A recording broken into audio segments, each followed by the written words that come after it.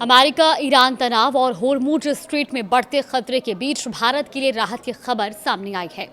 हालात मुश्किल जरूर हैं, लेकिन भारत की तेल और जरूरी सामान की सप्लाई अभी भी जारी है।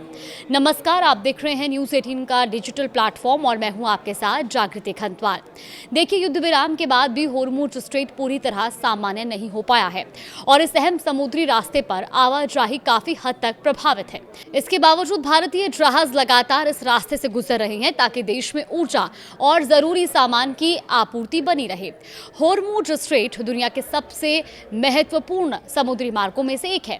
खाड़ी देशों से निकलने वाला बड़ा हिस्सा तेल इसी रास्ते से दुनिया के अलग अलग देशों तक पहुंचता है और ऐसे में यहाँ किसी भी तरह का तनाव पूरी दुनिया की सप्लाई चेन को प्रभावित कर सकता है। लेकिन इस बीच जहाजरानी मंत्रालय ने बताया कि भारत लगातार हालात पर नजर बनाए हुए है और विदेश मंत्रालय के जरिए ईरान के साथ समन्वय भी कर रहा है।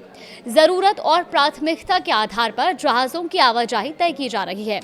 वहीं जहाजरानी निदेशक उपेश कुमार शर्मा के मुताबिक पेट्रोलियम और प्राकृतिक गैस मंत्रालय और इसके अलावा उर्वरक मंत्रालय के साथ मिलकर ये तय किया जाता है कि कौन से जहाज सबसे पहले निकालेंगे और किन्हें प्राथमिकता दी जाएगी।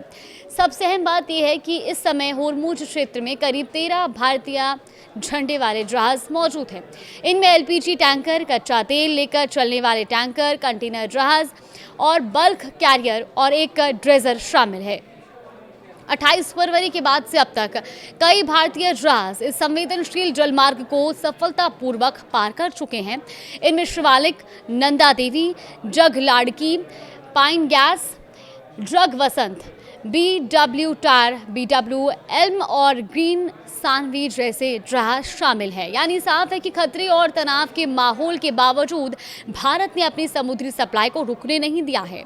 एक तरफ जहां 13 भारतीय जहाज अभी भी होर्मुज क्षेत्र में मौजूद है, तो वहीं दूसरी तरफ 28 फरवरी से शिवालिक, नंदा जैसे जहाज अब तक इस मार्ग को पार कर चुके हैं और सरकार का भी कहना है कि जरूरी तेल और अन्य आवश्यक सामान की सप्लाई बनाए रखने के लिए लगातार समन्वय और निगरानी की जा रही है। तो कुल मिलाकर चुनौती बड़ी है, लेकिन भारत अपनी ऊर्जा सुरक्षा और सप्लाई चेन को बनाए रखने में जुटा हुआ है।